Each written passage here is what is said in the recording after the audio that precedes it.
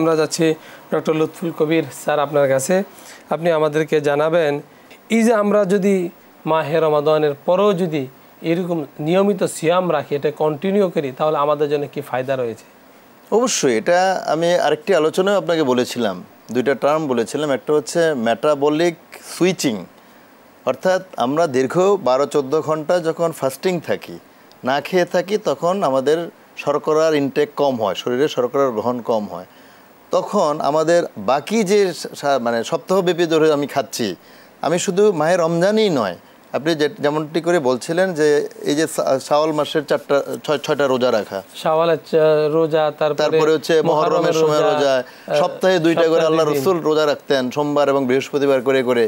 এই অভ্যাসটা যদি আপনি প্রতিনিয়ত আপনার প্র্যাকটিসে পরিণত করে ফেলেন, তাহলে নানানভাবে আপনি উপকৃত হবেন। এক কথা এটা বলা যাবে না, এইটার উপকার নানানভাবে হবে। শারীরবৃত্তীয় যে পরিবর্তন, শরীরের এই যে মৃত সেলগুলি ধ্বংস হয়ে যাবে, শরীর থেকে বের হয়ে যাবে, নতুন সেল গজাবে, শরীরের ইমিউনিটি বা রোগ প্রতিরোধ ক্ষমতা বেড়ে যাবে, আপনার নতুন নতুন কোষ সঞ্চারিত হবে, আমাদের গ্রোথ হরমোন বলে একটা হরমোন আছে, সেটার পরিমাণ বেড়ে যাবে, এবং আলটিমেটলি আপনি দীর্ঘায়ু হবেন, মাহে রমজানে সুস্থ থাকতে পারবেন। খাদ্যাভ্যাস নিয়ে আলোচনা করছিলাম।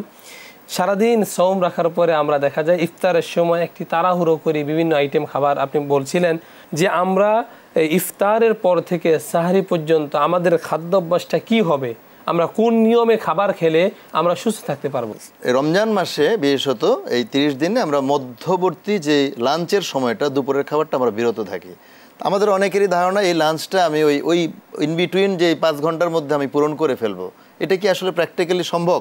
আপনি ইফতার করছেন 6টা 6:30 বাজে, আবার 6টা বাজে আপনি আবার মানে 4টা বাজে আপনার সেহরি খাচ্ছেন, টাইম ডিফারেন্সটা কতটুকু? এর সময়ের মধ্যে যদি আপনি এমনভাবে খান, শরীরটাকেও তো আপনাকে দিতে হবে, ডাইজেস্ট করার মতো তো সুযোগ দিতে হবে। ওই সময় আমরা কিন্তু ঘুমিয়ে থাকি। হ্যাঁ, ঘুমিয়ে থাকি, কোনো কায়িক পরিশ্রম করছি না, কোনো ফিজিক্যাল অ্যাক্টিভিটি হচ্ছে না, কোনো মুভমেন্ট হচ্ছে না, হাঁটা চলা হচ্ছে না। তাহলে আপনার কি হতে পারে? আপনি মারাত্মক ঝুঁকির মধ্যে আপনি শরীরকে ফেলে দিচ্ছেন আপনি। সেই জন্য আমার ব্যক্তিগত পরামর্শ থাকবে দর্শকদের প্রতি এবং আমার নিজেরও, যে ইফতারে আপনি যতটা পরিমিত আকারে সুষম খাবার খান।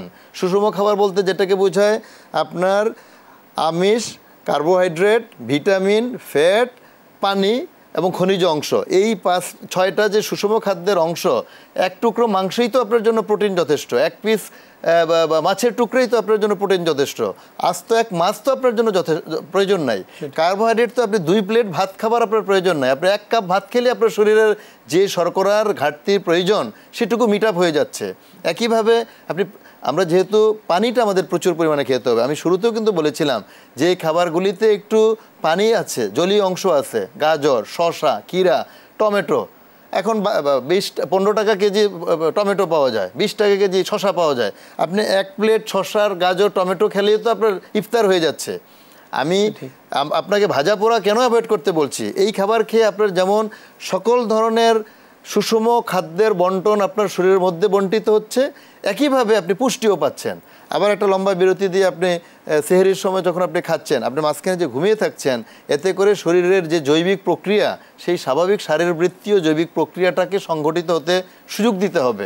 সেহরির সময় আমরা কোন খাবার খেলে সারাদিন আমাদের যে ক্লান্ত থাকার একটা প্রবণতা, এটা থেকে আমরা মুক্তি পেতে পারি? একই জিনিস, সেহরি তো আপনাকে ওই যে সুষম যে 6টা খাবারের কথা বলেছি, আপনার প্রোটিনের জন্য একটা প্রোটিন সোর্সই যথেষ্ট। মুরগি, গরু, খাসি, মাছ, যাই বলি না কেন, যে কোনো একটা হইলেই সবগুলি প্রোটিন। একটা ডিম, এটাও একটা প্রোটিন। তো সুতরাং এই আমি যে 5টার নাম বললাম, এর একটা যে কোনো একটা অংশ হইলে হবে। একদিন আপনি পানি খান প্রচুর পরিমাণে, আপনি একটু সবজি খান। আমরা বারে বারে বলি যে আঁশ জাতীয়, ফাইবার জাতীয় যে সকল সবজি আছে সেটা আপনি খান, তাতে আপনার শরীরের যেমন উপকার হবে, ওই যে আপনি একটু আগে গ্যাস্ট্রিক আলসারের কথা বলেছেন, সেখানে উপকৃত হবেন, লিভারের জন্য ভালো, হার্টের জন্য ভালো, সকল পুরো আপাদমস্তক শরীরের সকল কিছুর জন্য। আল্লাহ রসুলও তো বলেছেন যে আপনি আপনার উদরটাকে 100% পরিপূর্ণ করবেন না, 1 ভাগ আপনি খাবার দিয়ে পূর্ণ করেন, 1 ভাগ পানি দেন, একটু খালি রাখেন, তাতে আপনি সারাদিন ইনশাআল্লাহ সুস্থ থাকবেন। স্যার, আপনাকে অনেক অনেক ধন্যবাদ। আজকে আপনি অনেক কষ্ট করে আমাদেরকে মূল্যবান সময় দেওয়ার জন্য আপনাকে ধন্যবাদ।